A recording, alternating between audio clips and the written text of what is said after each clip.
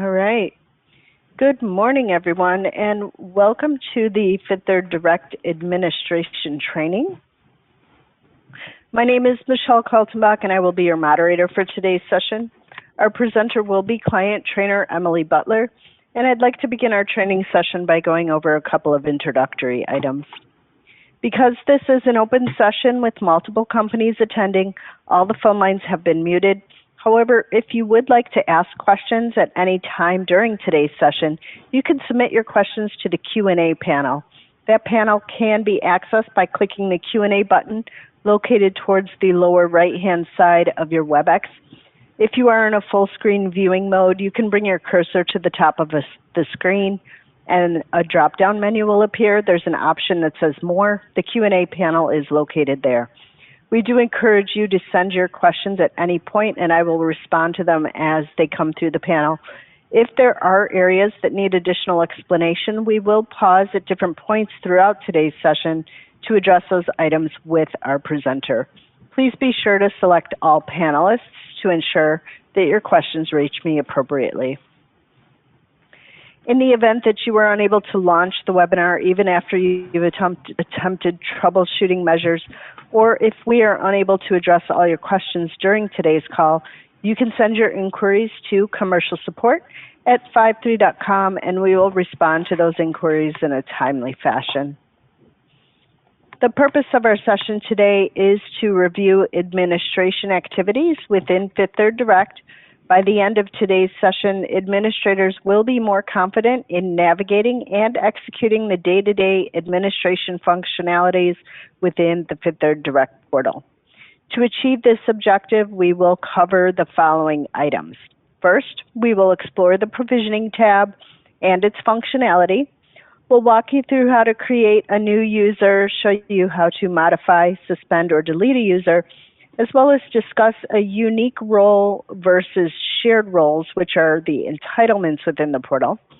And then we'll talk about the importance of assigning accounts via business units versus explicit assignments. And we'll go about entitling users access to shared roles in conjunction with business units. Lastly, we will end with how to add an approval group and an approval profile to assist in any payment approval workflows you may need. We do anticipate that the session will last approximately 1 hour. And finally, as a reminder, please submit all your questions to the Q&A panel anytime during today's session. Now I would like to turn things over to our presenter and client trainer, Emily Butler. All yours, Emily.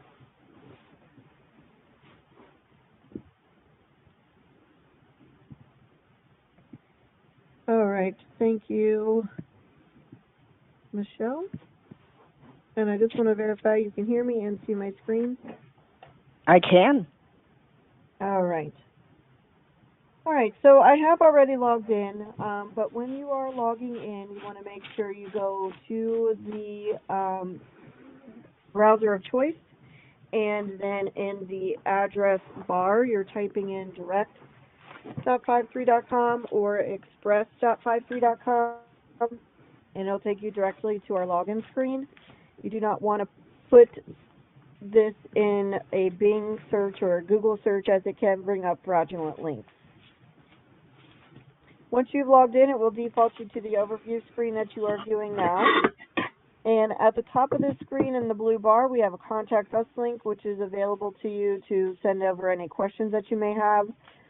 It does take about 48 hours or so to respond to that, so if it is urgent, you can contact us by phone, but otherwise, feel free to send your question over through here. The Statements and Help is user guides on all of the topics we are covering today and all of the topics of Fifth Third Direct. So those are available to you all day, every day. And then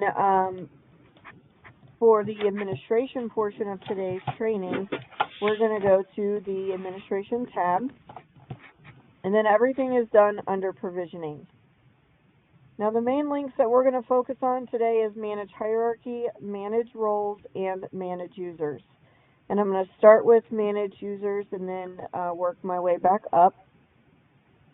On the Manage Users screen, You do have the ability to see all of the existing users set up on the system. It'll tell you their user ID, it'll let you know if they're an admin, and it'll also let you know what business unit that user is assigned to. And when we get to manage hierarchy, we will talk about business units there.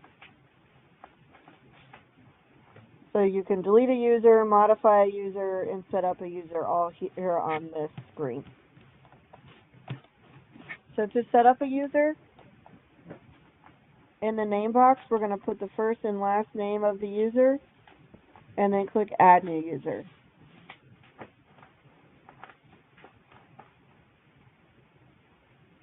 And then we're going to put in an email address,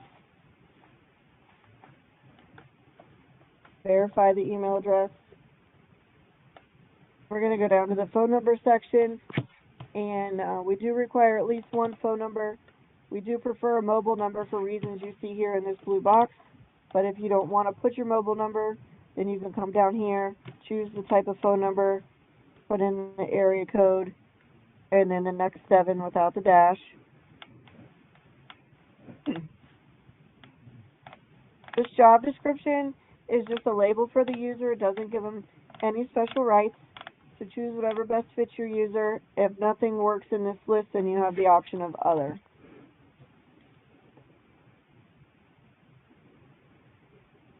At this time, because we're going to tackle business units when we get to manage hierarchy, we're going to act as if there are no other business units besides the main one. So we're going to leave it as is for now and click Save.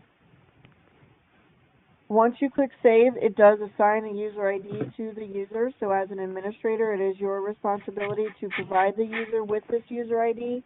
We do not send it in an email for security purposes. So once the user ID has been established, the next step then would be to assign them the rights that you want the users to be able to have access to in the system. There are a couple of ways that you can go about doing that. We're going to show you all of the ways, and then we'll talk about ways that we think are better than others. So the first way is if you click on the user ID, they will have a unique role link. So it says Donald Butler's unique role. You can click on that, and what it's doing is it's allowing you to set up the services that you want them to have specific to him and him only. So if you did the unique role method, you would have to do this for every single user in order to accomplish what you need. So I want my user to be able to do ACH payments.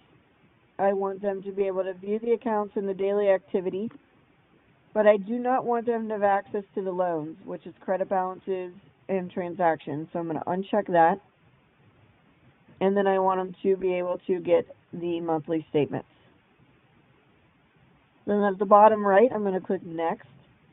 And now you have to select the rights within those services that you want them to have access to. So starting in box 1 for payments, down below are some boxes that need to be checked. And for a basic user, you want Import Files View, Import Files Manage Profile, Uncheck Approve, Manage Secure Receiver, Unmanage Receivers.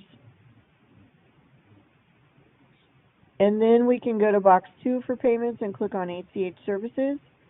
And they need to have ACH Manage Receivers View, Uncheck Approve, because I don't want my user to be able to approve anything. And then we're going to go to box 3, and we're going to start at the top and work our way down. Excuse me. I just do Select All, uncheck Grant, because Grant is an administrative function, and then I uncheck the Approve.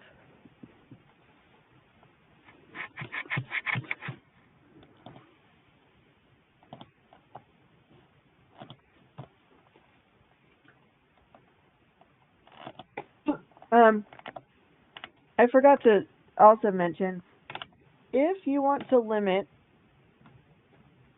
the accounts that the users can submit ACH payments from,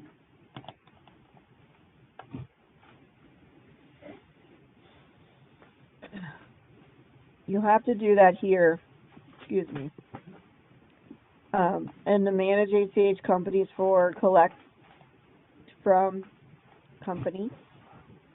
You'll mark the circle for explicit assignment. The list of ACH company IDs will show up. You select whichever one you want. Then come over, select all, uncheck grant, and uncheck the approves. So again, the next one, click down on here, explicit assignment, select it. Now, from the approve perspective, you don't technically have to uncheck approve. It does not automatically give them the ability to approve because the users have to be added into an approval group, and then that approval group has to be assigned to an approval profile. So if they're in that group and it's assigned, then yes, they can approve.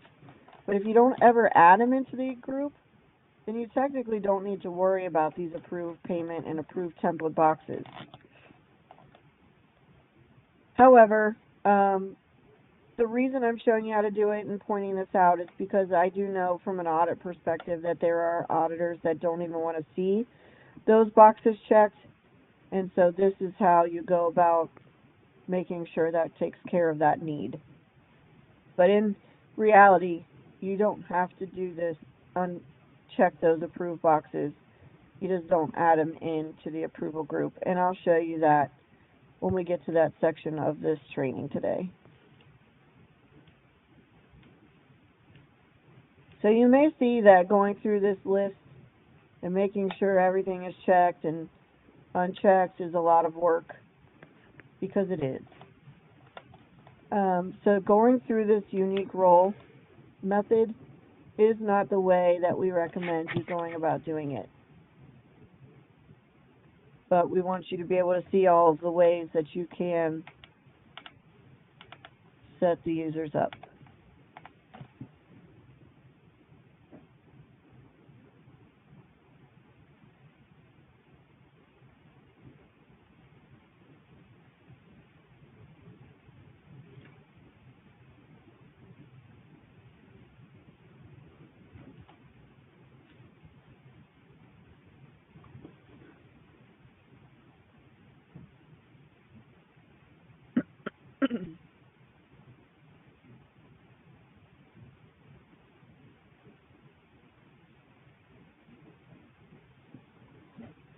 Just a few more.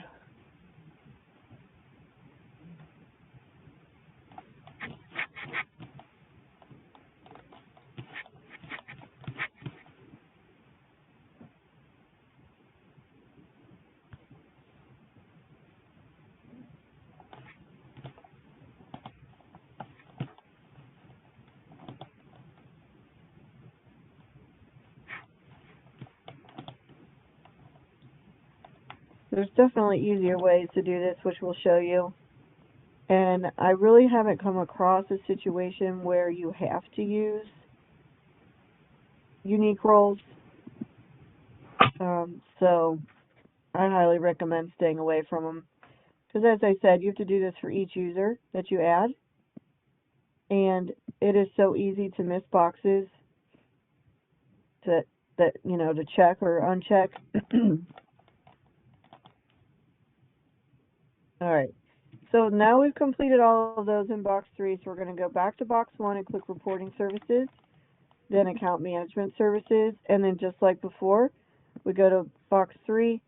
If you want to limit the accounts, you come in here, explicit assignment, assign the accounts, select all, uncheck grant.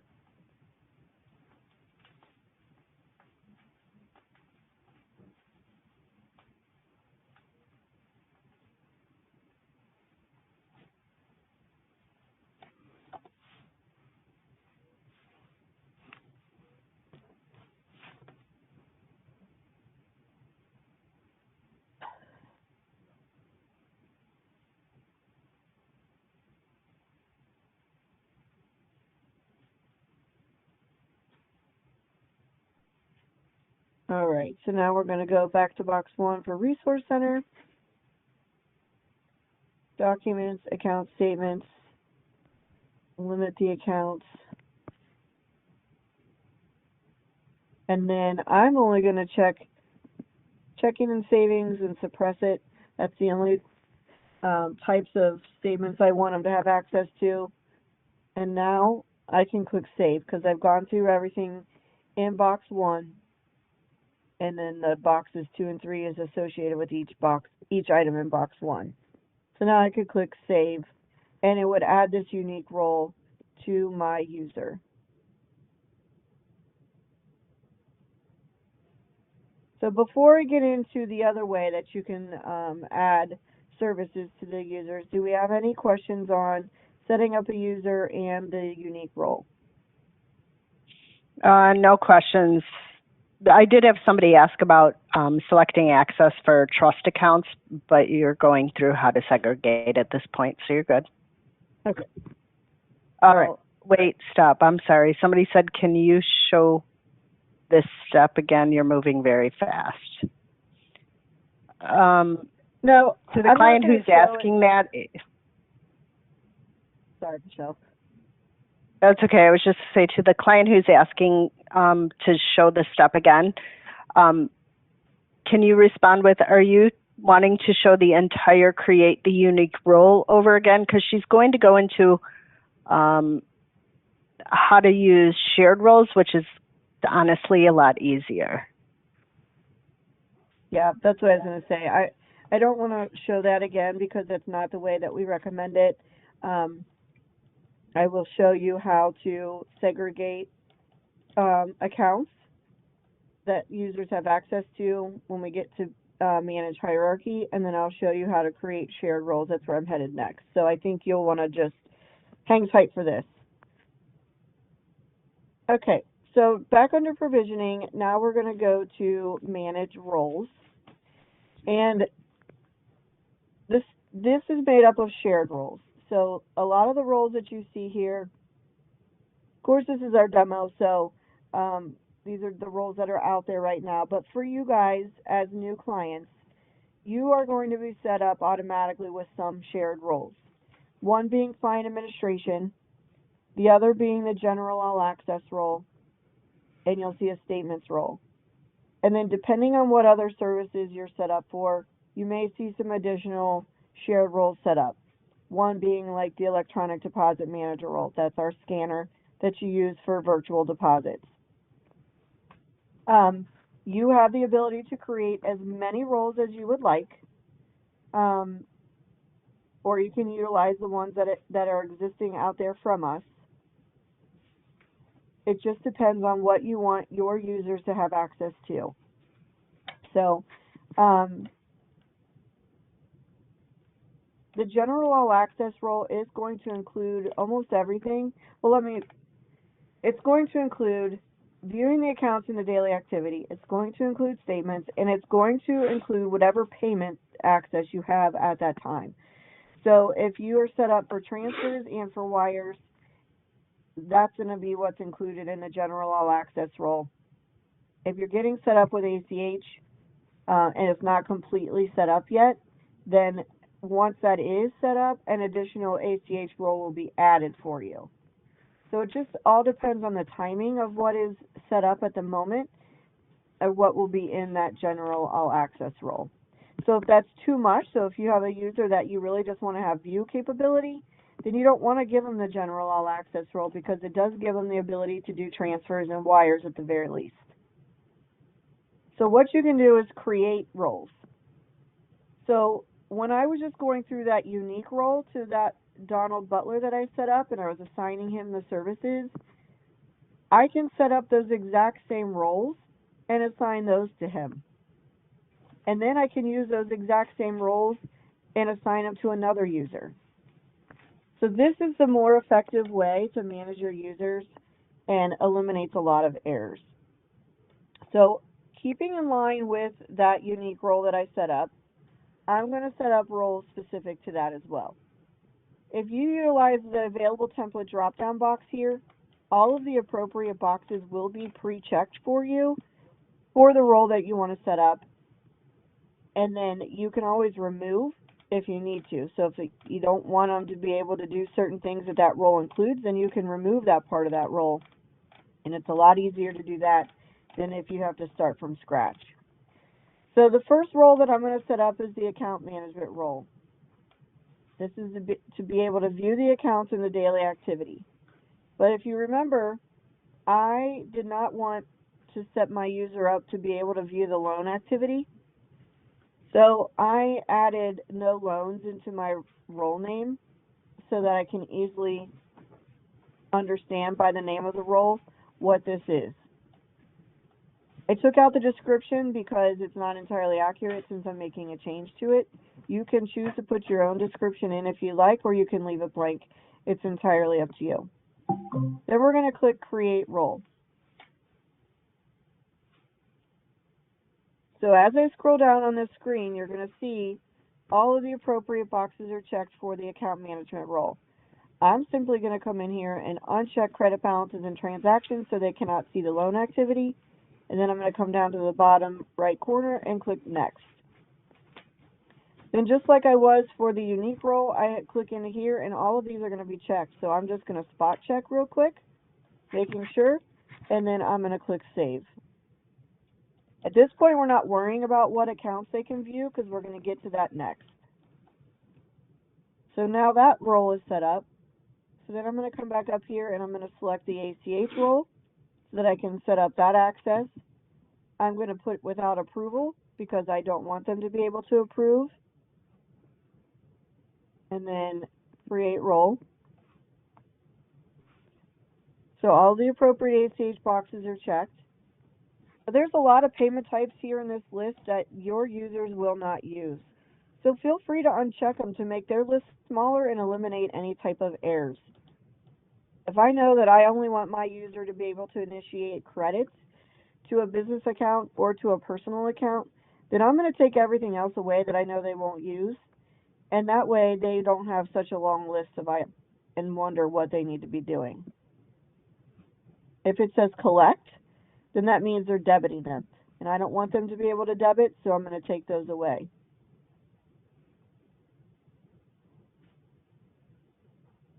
So now I only have those 6 available. So I'm going to come down to the bottom and I'm going to click Next. So remember when we went through here before, I unchecked Approve, and then I'm going to click ACH Services. This is the only thing that's never checked. So you're going to check that and uncheck Approve. And then we're going to go to box 3. Everything's already checked, so all I have to do is remove the approves. And my list is a lot smaller now because I removed some of those payment types that I know they won't be doing. So just saving my time and clicks here by utilizing these shared roles.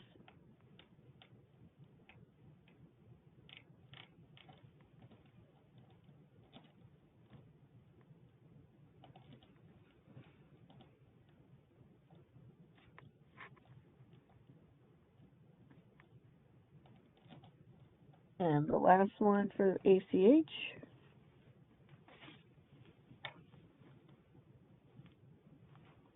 And now click Save. Now I am setting up these roles from an individual service, if you will. So one role per service.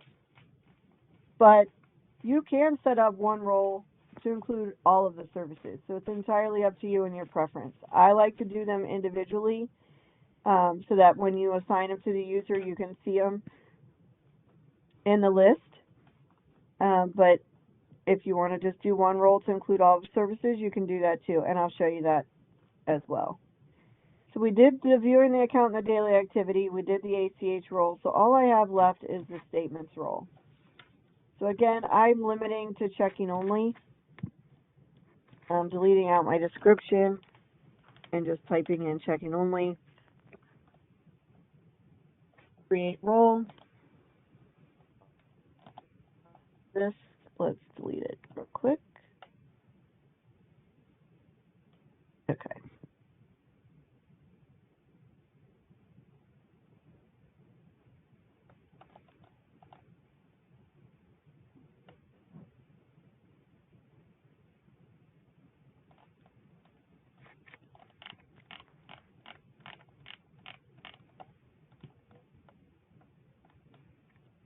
Okay, so when I click next, now you can see my statements is checked.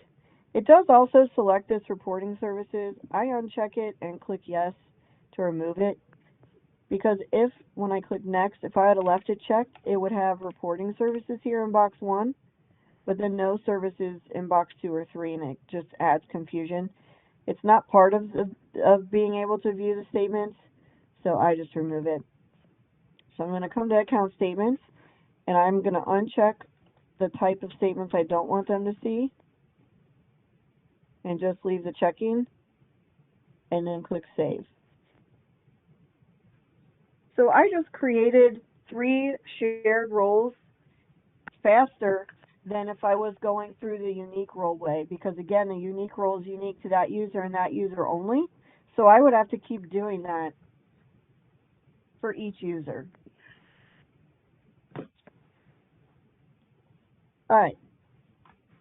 If you want to create one role to include all of those services, the best way to go about doing it is to still utilize one of these available templates.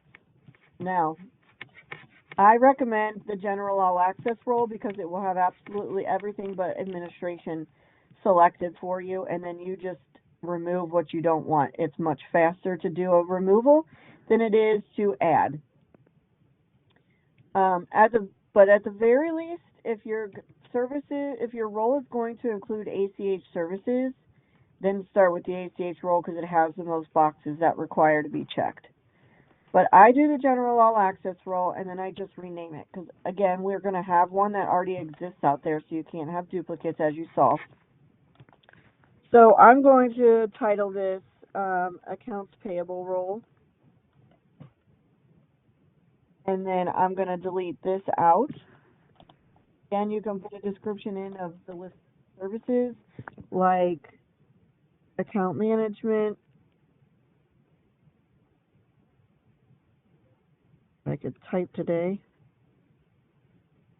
ACH statements, and so on. Create role. So as you see, everything is checked. So we just go and remove what we don't want them to have. So I'm going to take away integrated search and click yes.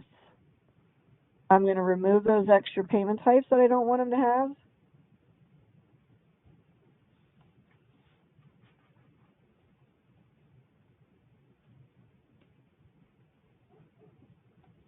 And then they're not doing wires or account transfers, taking away credit balances and transactions, leaving resource center, and then unchecking treasury management. So again, it's the same list of services that I had in the unique role and that I just set up individually as shared roles. So I'm going to click next. And you just go through it. Now, general all access role gives everything. So from an ACH perspective, it has now checked these extra boxes here. So just uncheck them. Approval group view and approval profile view are for administrators. You don't want them to have the access to do that. And then uncheck approve. Then we go to ACH services. And all we have to worry about is the approved. So we go back through here and uncheck all the approved.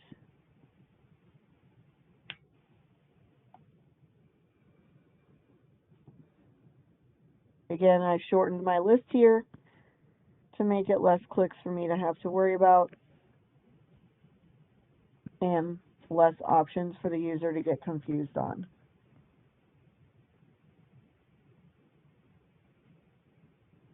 And remember, you don't have to uncheck these approve boxes. You don't put them in an approval group, they can't approve.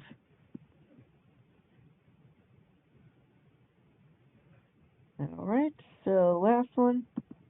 And then I just go into each one, click on one, and make sure they're checked. I am limiting these, so I'm going to remove this.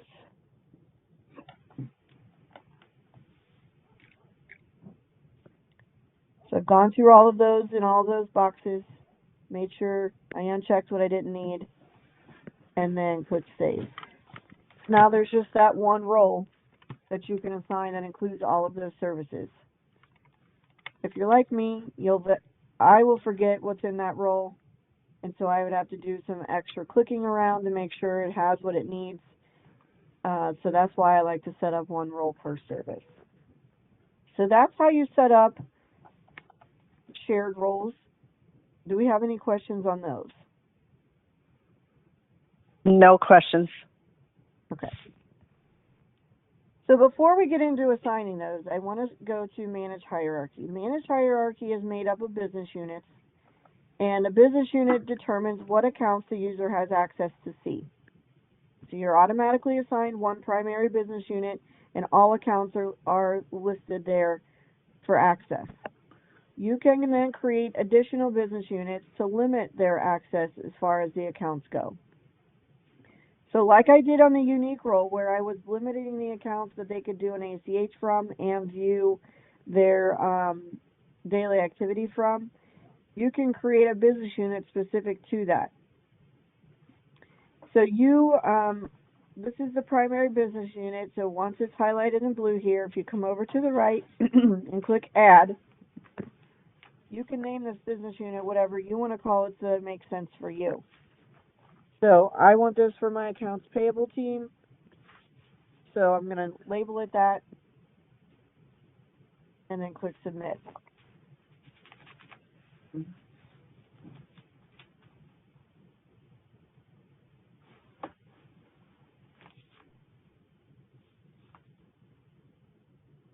Okay. So we'll just do AP. Whoops.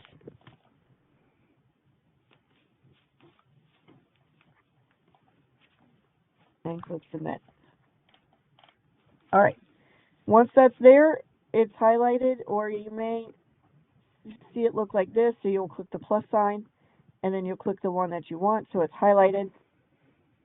And then over here in the middle are these tabs that are sideways. You're going to click the Register tab, and this is where we're going to assign the accounts. We're going to click the Select a Registry Type dropdown, and I know that I want them to do ACH payments, so I'm going to click ACH Company. Down under the Unassigned Registers tab, you're going to see all of your ACH company IDs. You'll select the one you want them to have access to and click Assign. We're going to come back up to this drop-down box, and again, it depends on the services. So corporate account is for credit cards, credit account is for loans, domestic bank account commercial handles a lot, viewing the accounts in the daily activity, statements, wires, transfers, positive pays, and many others. So this one you're going to definitely click into.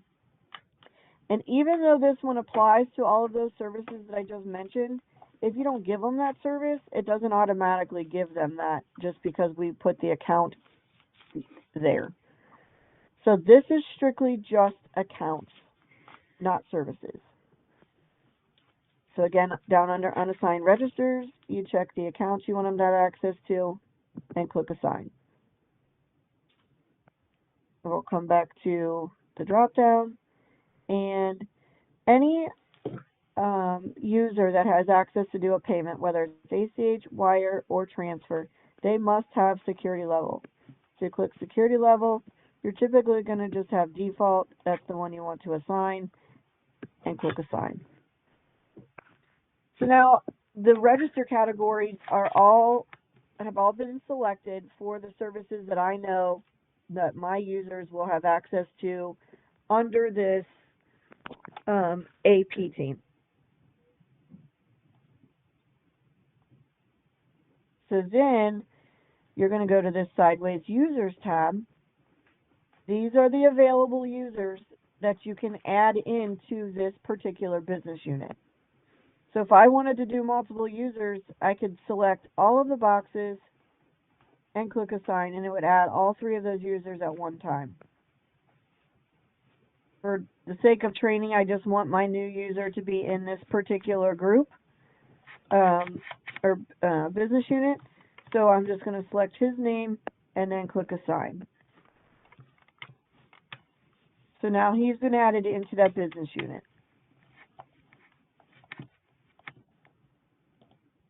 And that's all that it takes to create a business unit, assign the registers and the users. Do we have any questions on that? No questions, Emily. Okay. Now we're going to go back to assigning those roles that I created. So we're going to go back to manage roles first. If you have multiple users that you need to assign these roles to, if you come here to manage roles, find the role that you want to add to the users, go to the gear shift all the way over here to the right, and select user assignment. It's going to give you the list of users available.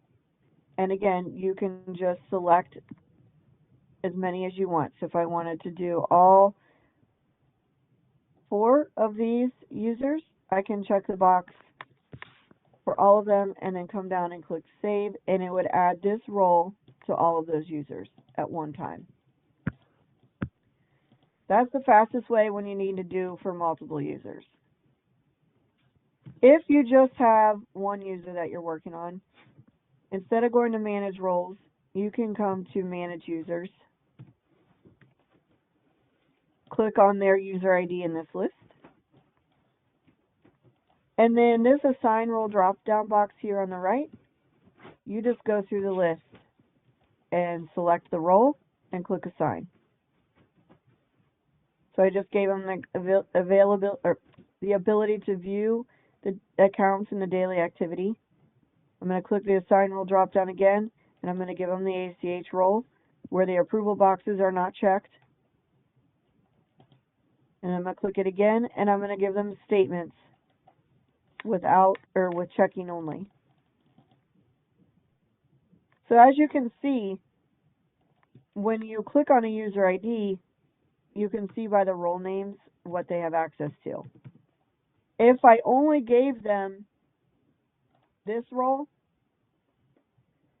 I don't know what's in it unless I have a really good memory and remember exactly what I added to it. So I like to do them individually, but you certainly can do them however you prefer and works best for you. And if you did the one role, then all you would have to assign is this one, and that one role includes all 3 of these services. So that's how you add the roles once you create those shared roles to your user. And I've waited simply because you always want to make sure the business, if you're going to limit their accounts that they have access to, you want to assign that portion of it first to them before you give them roles. Because if you leave them in the main business unit and assign roles, and they are quick about going in and logging in, before you can then limit them, and they're seeing things that you don't want them to see. So always assign a business unit first if you can before you go and add those shared roles. Any questions on assigning the roles? No questions, Emily. Okay. So the last part that administrators deal with is the approvals, and that's all done under payments and transfers.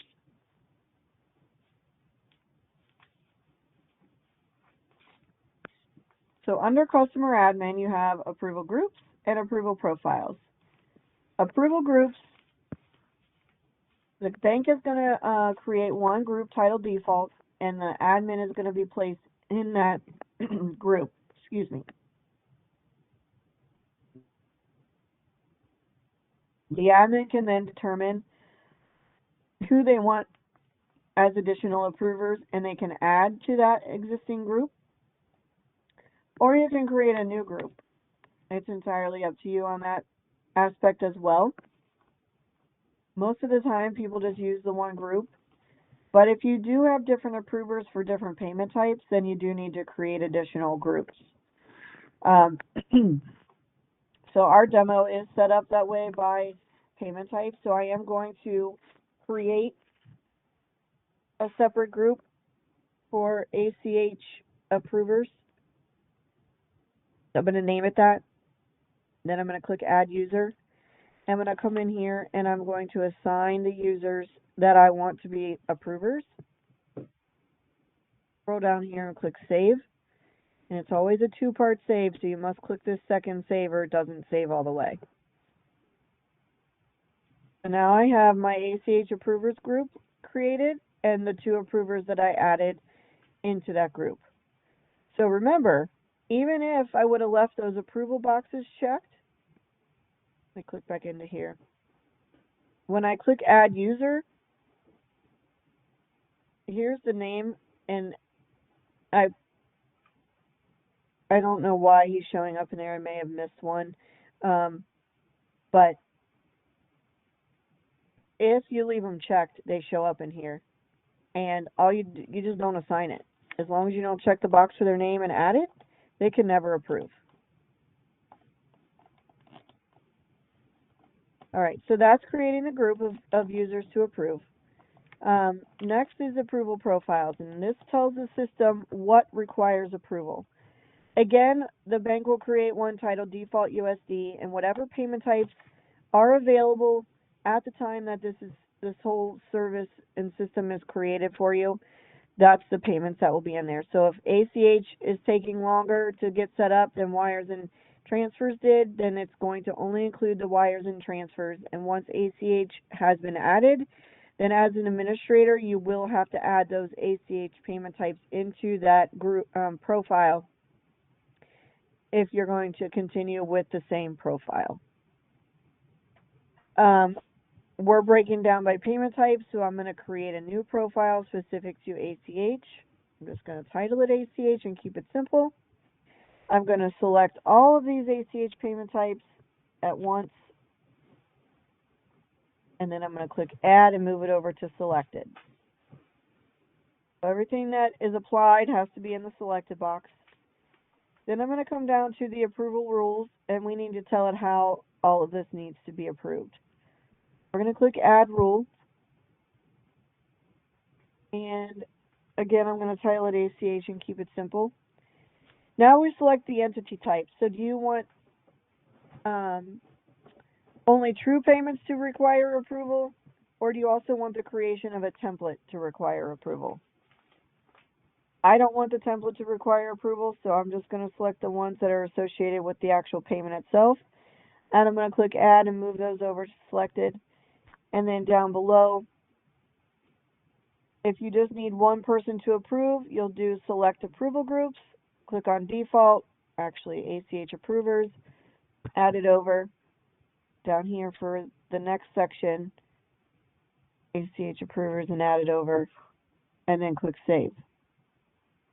Now, this is also a two-part save, but I'm not done yet because I still need to tell the system that my templates don't require approval. So I'm going to click add rule again. I'm going to title it template. I'm going to click on template and add it over. And I'm going to leave it marked no approval required in both sections and click save. Now I can click the second save. So basically this is telling us, let me click back in, the actual payments themselves, a recurring payment, a templated payment, a free-form payment, requires one approver from the ACH approver group. The creation of a template requires none. So that's how you set up a profile. And then we assigned the group to that profile, so then anybody in that group can approve these particular payments. So if they're not in the group, they can't approve. If a group isn't assigned, nobody can approve.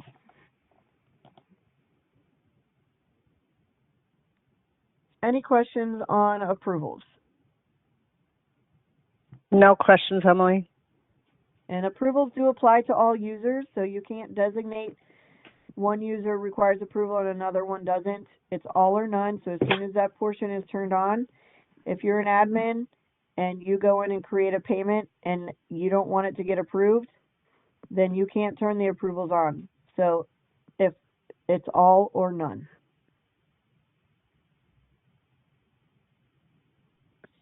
And if there are no other questions, then I will go ahead and pass it back to you. All right. Well, thank you so much, Emily. Thank you to all of our customers who joined today. I do have for you on the screen some resources that are available to you moving forward. We do have the Contact Us and Statements and Help Center within Fifth Third Direct. The Contact Us does allow you to send a secure email to our commercial support team. And in the Statements and Help in the dark blue area across the top of your Fifth Third Direct, there are help guides to everything we talked about today, along with all of the other services within the portal. They are PDF guides and they're available to all users 24 hours a day. If you need immediate assistance, you can contact our commercial support team. They are available Monday through Friday from 7 a.m. to 10 p.m. Eastern. That number is 866-475-0729. And as always, feel free to send an email to commercialsupport@fivethree.com for any questions or assistance you may need. Again, I want to thank all of our customers who joined today, and everybody have a wonderful afternoon.